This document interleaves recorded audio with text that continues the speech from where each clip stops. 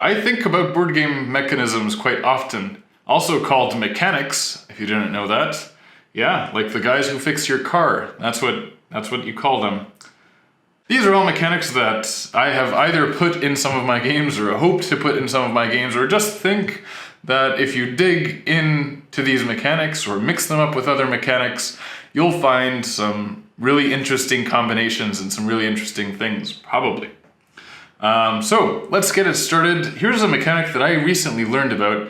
It's a mechanic that comes from real life, and I love that. I love when a game doesn't just happen inside of the game, but it's actually something that people do outside in the real world and use this fun thing to solve a problem, or in this case, to have an auction. And auctions inherently pretty fun. But I recently learned about this mechanic through a game called Floristry, which has something called a Dutch auction mechanic. And the way it gets this done is through an app, and you'll see why. Because in a Dutch auction, what happens is you've got, a clock, and as your time goes down, the price also goes down. So, maybe every 5 seconds, the price will go down by 1. So let's say you have something that starts off at 10, then it'll go down to 9, then 8, then 7, and so on. And basically, the person to first choose to bid on this auction is the one who's gonna take it, which is awesome, right? Because it's like, do I take it now? Is this a good price? You have that question in your mind, which is, do I wait? Do I not wait? When do I do this? What's a good price? And those are all interesting decisions, and there's a lot of tension in it because there's a clock, there's a timer. I think it's brilliantly done in Floristry, but also I think just that mechanic has a lot more punch in it and can be used in bigger games and hybrids and so on. So I'm really excited to see if other designers choose to use the Dutch auction mechanism. By the way, I've interviewed one of the designers, David Gordon, on my podcast, which you can check out. We talk about Dutch auctions, and I found it to be really interesting. Next mechanic that I think is interesting and that we'll likely be seeing more of is, I think all game designers really like it just because it feels like, ooh, it's a new board game word. You know how some words you don't know unless you're deep in the hobby? Like orthogonal is one of those. Like, for some reason, everybody knows diagonal. Like, you don't need to be a board game person to know about diagonal. Orthogonal. You've played some games. Anyway, that's the word rondel. And rondel is, basically it just means a circle that's probably split into different parts.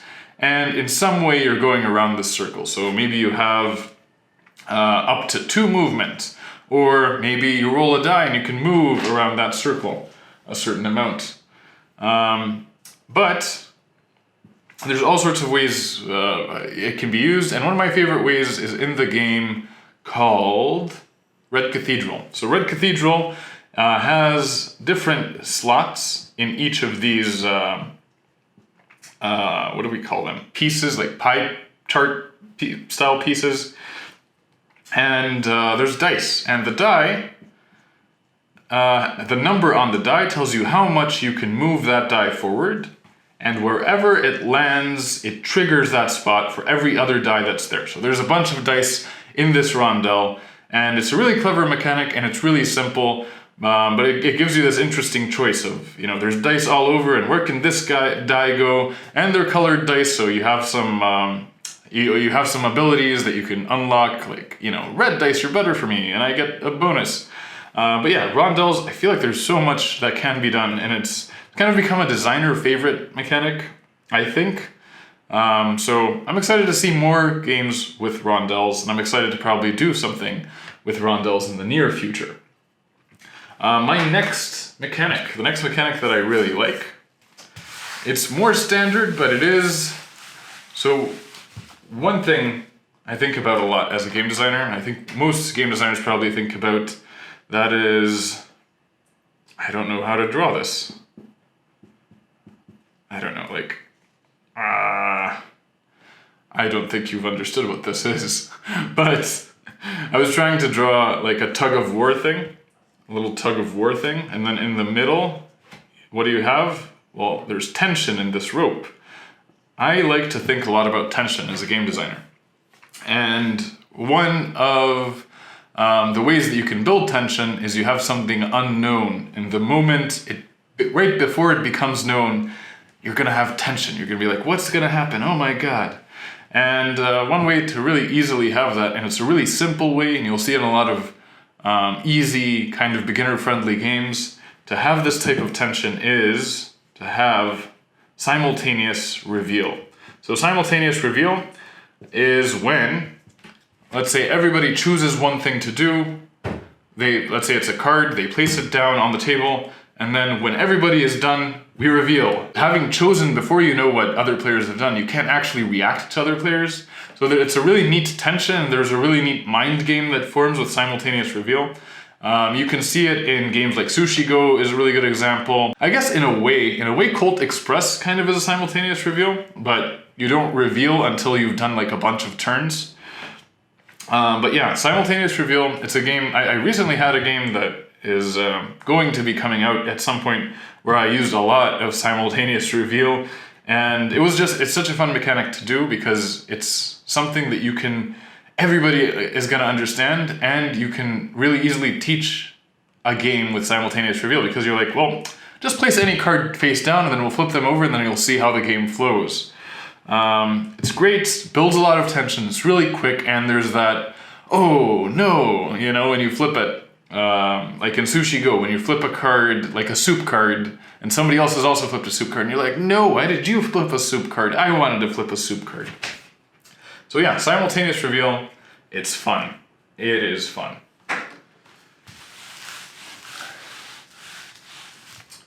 All right, next. So this one, there's a lot of games out there now. It's one of the most utilized mechanics everywhere, but also I believe there's so much more that can be done with it, and that is deck building. So deck building is amazing because you can kind of mix it with anything. There's a very simple sort of formula for it. You start with a crappy 10-card deck, and on your turn you draw 5 and you play those 5, or you play one of those 5, and then as the game progresses you're going to have a card market and draw from the card market and so on. But the cool thing is it's really easy to make hybrid deck building games. It's really easy if you want to make a game which is like deck building and engine building. Easy, right? Deck building and we're exploring a map. Easy, right? You're going to put movement in the deck. You're going to put explorer tokens or explorer actions in the deck and so on. You can build all of your actions into a deck and then have cards that cost something and put those in a market, and there you go. I do think that there's a lot more that can be done with deck building, and we see that with things like bag building, dice building. So something like Cubitos is you're building a pool of dice, and you can just take this idea of starting out with something kind of crappy and then adding to it better stuff, and yeah, it's a classic. It shall remain a classic, and it shall be even more utilized, hopefully. All right, next is, so this mechanic, I actually haven't played the game where whenever I mention this mechanic, people are like, oh, you mean like Ark Nova? And yes, I do, but I have yet to play Ark Nova. I'm very excited because I know a lot of people who have similar tastes to mine say you need to play Ark Nova, and I will one day. But actually, I've seen it in a game that's coming out soon and that I really liked called StoryFold.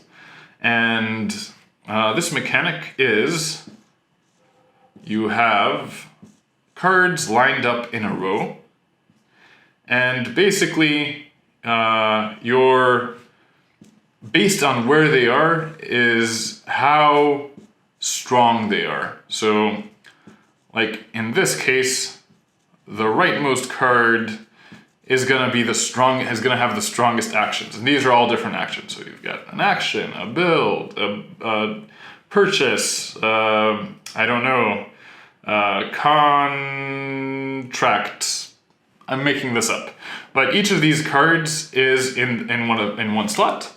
And what happens is when you use a card, so like this card, we're going to use it and it's going to have this power of 3.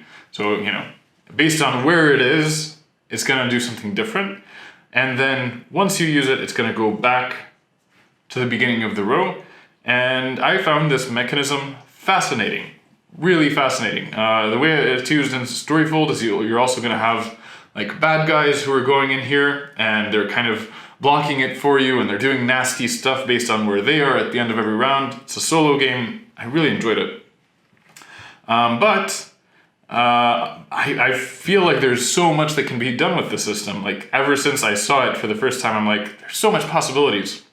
Like what if it's a competitive game and there's only one in the middle of the table? And me taking this is also taking it away from you and making it weaker for you. Maybe I don't want this that much, but I can see that you do, so I'll take it away from you.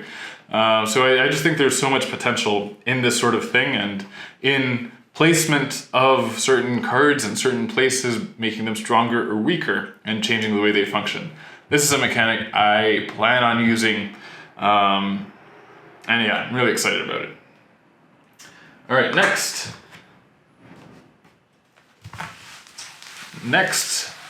mechanic.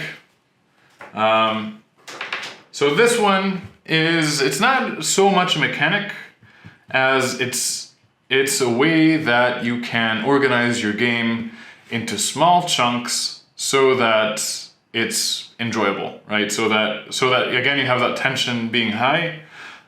So let's say this is your game, and this is the beginning of the game. I'm not sure if I spelled that right, but that's okay. And this is end.